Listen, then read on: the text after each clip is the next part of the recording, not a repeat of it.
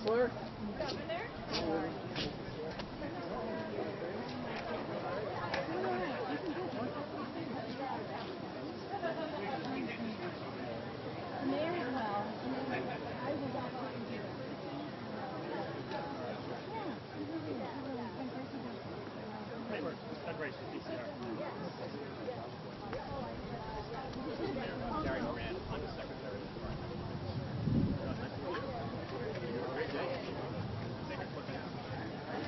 Oh, no, just the next event.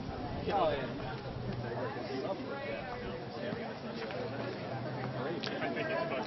Good afternoon, everyone. We're going to get started in a minute or so. You're going to be just standing right up behind the podium.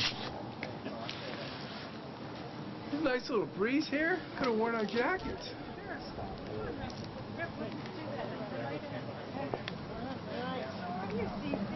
You weren't kidding about the part about how it's all in the shade except the podium. Yeah. Just for so, us. So my, get our tan going. You know, I've got a 4 o'clock meeting, so hey, brother. Yeah. Yeah. So. Hey, how's it going?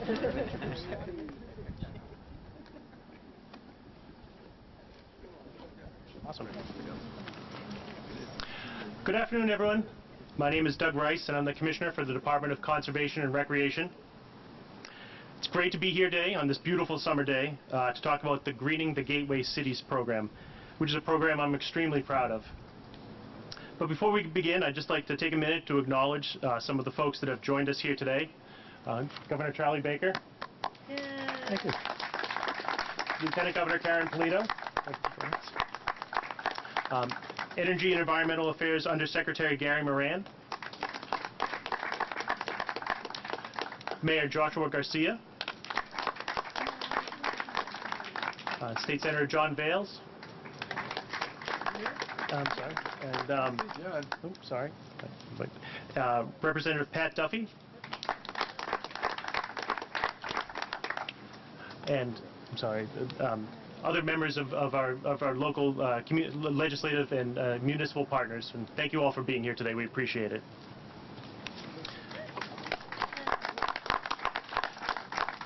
We're also joined by many of the staff that are instrumental in implementing this program that we'll hear about more shortly. Our gateway cities are on the front lines of climate change and are among the most vulnerable communities in the Commonwealth when it comes to climate change related issues. The program we are celebrating today provides an important tool to make these areas more resilient to the impacts of climate change, such as extreme heat. The program was launched with the goal of increasing the number of trees planted in urban residential areas. Through the Greening the Gateway Cities program, trees from 6 to 10 feet in height are planted with the intent of covering 5% of the targeted neighborhoods in new tree canopy cover. We all know how important trees are, but here are just a couple fun facts about trees that you might not know. A single tree provides a day's worth of oxygen for a family of 4. A single tree might absorb up to 1 ton of carbon dioxide in its 40-year lifespan, and that's the equivalent of erasing 11,000 miles of car emissions. One mature tree has the same cooling power as 15 room-sized air conditioners. And 100 mature trees can capture up to 100,000 gallons of rainfall per year, reducing runoff and filtering water. All of the trees we're here to talk about today are planted by foresters from DCR's Urban and Community Forestry Program, and the crews are hired from the local communities that were being served. This amazing community program not only beautifies our neighborhoods, but also improves energy efficiency, and trees act as natural buffers from the elements. In fact, properly placed tree cover in urban areas can save cities millions of dollars annually in stormwater management, air purification, and energy conservation costs. And now it's with great pleasure that I'd like to introduce Governor Baker, who is here to share some exciting news about the administration's commitment to this important program. Thank you, Governor. Thank you, Commissioner, and I want to say it's nice to see the green shirts here again. from DCR who do a lot of the work with our colleagues in local government to get this stuff done. This was a program that we started in the spring of 2015, and the Lieutenant Governor and I basically said to then Secretary Matt Beaton and later on to Secretary Katie Theohidis that we would do whatever we could to find as many resources as they needed to plant as many trees as they could find partners to plant trees with. It was pretty much that simple. And I'm pleased to say that we're closing in on 35,000 trees planted since our administration took office. The Green Shirt folks and a lot of their partners have a lot to do with that. The Commonwealth has put about $20 million into this initiative. And again, it really did come down to many cases, could you find enough partners on the ground to do the work associated with making sure that the trees that you would plant would actually make it, that they would be tended to, that they would be able to grow, that they would turn out to be the canopy and the soil erosion prevention and the carbon eating and sucking devices that we all had in mind. And for us in particular, this effort started with the idea that maybe we'd be able to find partners to put 10,000 trees in the ground. And it really is a tribute to our colleagues in local government in gateway cities like this one across the Commonwealth that we're closing in on 35,000 trees. And I got to say, as I look here, there's plenty of canopy here. But there are a lot of downtowns and a lot of communities across the Commonwealth where there isn't this. And not only is it visually appealing to have this kind of canopy available for people, it's also incredibly important as a matter of as we think about climate and we think about climate change and we think about the things that we can do with an intentional effort to deal with and mitigate some of the consequences of that, and to give many of our colleagues who live and work in our gateway cities the kind of canopy that they deserve. For us, this has been a program we've really enjoyed partnering with our local colleagues on. I think Holyoke's talking about taking about 46 trees off our hands. Is that about right? 46? Yeah, which is great. It'll be more if we can figure out how to do more. We would normally plant a tree today, but thanks to the drought, well, that's just going to have to happen later. But for us, this is a great program. We really appreciate our community support and our community partners in getting this done. And again, I want to say thank you to the folks at DCR because it doesn't happen without them. And with that, I will turn it over to Lieutenant Governor Karen Polito. Thank you, Governor, and thank you all for coming out this afternoon. It's a lovely, hot summer day, and I want to thank the mayor and your councilors for being here, Representative Duffy, and all of you at DCR who are the ones out there doing a lot of great work this summer, including keeping our kids safe with our summer day and night programs and helping them have access to activities. It helps not only the young ones, but also their families. So you've been a terrific partner to communities and nonprofits all across our Commonwealth. I can attest to the fact that the governor loves this program. He took this on early on in our administration, knowing that a program like this, while there might be a desire, needs to have sort of an intentional effort behind it. Someone to prioritize it, someone to fund it, obviously working in conjunction with our colleagues, and then someone to keep track and hold the program accountable. And he has done that all the way through, which is why we have 35,000 trees planted and continued resource to see this program continue to do what it's intended to do.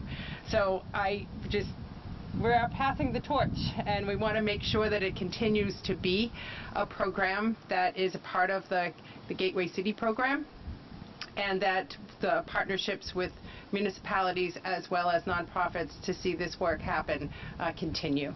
So it's one of the reasons why we wanted to prioritize it and spotlight it this summer, so that it does see a continuation of effort in the future. Congratulations to all of you.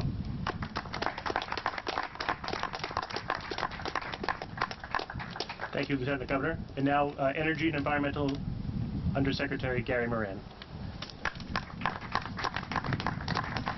Thank you, Commissioner Rice, and thank you, Governor Baker and Mr. Mayor, particularly for taking the jackets off. It's much more comfortable up here this way.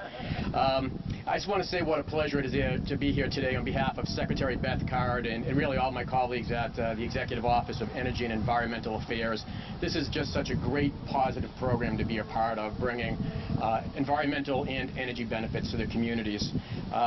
These grants we're talking about today, they're part of an ongoing continued investment, as you heard, in healthy urban forest ecosystems by planting trees in residential neighborhoods and gateway cities, particularly in historically underserved environmental justice communities. So often when we're talking about environmental justice communities, we're focusing on the environmental burdens they have to deal with, and understandably so, but it's so rewarding to be able to come and provide some real environmental benefits to these communities, benefits that will continue to grow over the years as the trees continue to grow. As previously mentioned, this program was created to promote the benefits of increased tree canopies, such as reduced energy usage, air quality, stormwater retention, and reducing the heat effect in summer temperatures, which this summer has definitely reinforced how important that is. The benefit of shade trees has been well documented, with studies showing a decrease in cooling costs of up to 30 to 40%, a reduction in ambient noise, increase in property values, improvements in public health, and the overall community well-being. And we can't talk about, as the governor noted, this climate change effort without also mentioning the drought and the impacts it's had on our efforts. We're in the middle of a sustained drought, and now more than ever, I just want to reinforce again how important it is for everyone to conserve water, to minimize or avoid outdoor watering, to protect our water supplies, to protect our public safety through fire risk mitigation efforts, and to protect our natural resources. We certainly hope conditions will improve so we can get back to the regular tree planting this fall. That said, we're very proud of the success of the Gateway Cities program to date. Our tree planting efforts and associated community engagement work have now occurred in 23 of the 26 Gateway communities, and each city's inclusion in the program brings with it about $1.5 million in resource investment by Energy and Environmental Affairs and Department of Conservation and Recreation, which goes to provide urban foresters, tree planting crew, and 2,400 trees for public and private property, in each community. And importantly, it also does provide some local jobs. DCR hires both seasonal and permanent people from the community to work in this program, plant the trees. It provides a good job, as well as some skills that can be applied to green industries. So again, I really want to thank those workers, the residents, certainly our partners in the Gateway Cities community, like the city of Holyoke, and working together, they are really working to provide their neighbors, their families, the neighborhoods with the energy, environmental, economic, and quality of life benefits that come with this program. So we look forward to continuing our efforts across the Commonwealth in this significant program. Thanks.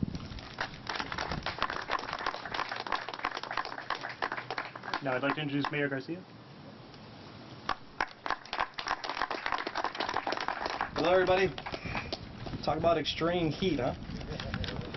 And we do have these wonderful canopies all around this park, except for where this podium is standing. It's all good. I do want to give a special shout out to my council president, Todd McGee, who's here behind me. Thanks to the council. It's not for them, it'll be difficult to get anything done around the city. And also our conservation agent, Yoni, who I hope will have an opportunity to come up and speak a little bit about what's going to be happening in Holyoke with the trees. And of course, our state rep, Patricia Duffy, who I think is walking away. Bye, Patricia. The Greening Grant announced today is a living and enduring tribute to Governor Baker's commitment to land conservation and quality of life through tree planting.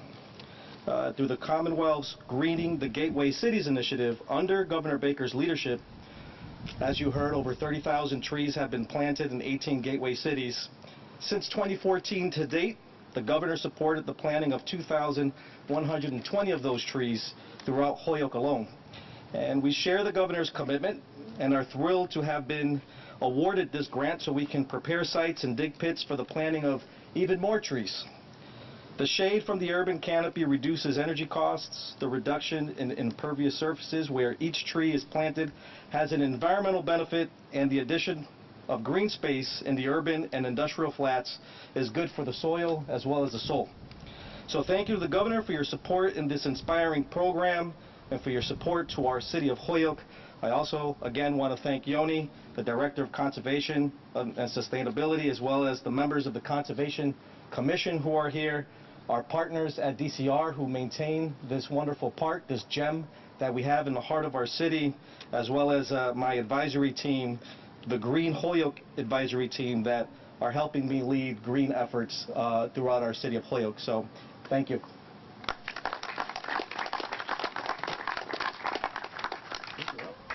Soil and soul. I like that one. That's pretty nice. Over it. Hi, everyone. My name is Yoni Glogauer. I'm the Holyoke Director of Conservation and Sustainability.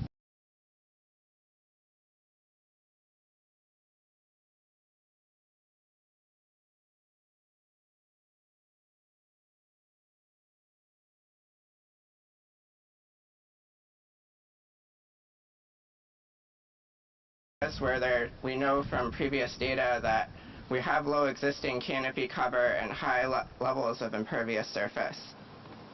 So this is not just about adding trees, but creating new growing space for trees to be able to exist. We know when the canal system was created in the second half of the 19th century in Holyoke, the focus was on powering our mill infrastructure and not necessarily creating green space. So now, 150, 70 years later, it's our job as city leaders, working with the Commonwealth and other partners, to do what we can to make these spaces more livable and increase the canopy cover where we can.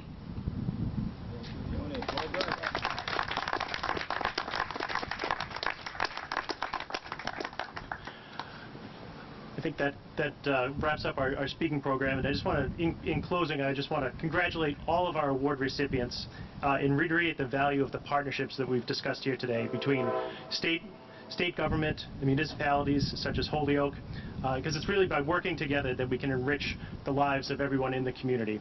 So thank you again for being here today, and my congratulations to everyone who's been advocating for the Green Gateway Cities program and who's worked with our local communities to support these planting efforts that we've heard today. And again, just thank you all for being here, and thank you for your continued partnership and support, and thank you to Governor Baker and the administration, Lieutenant Governor Polito, for all your support of this great program. So thank you very much. Good day, sunshine.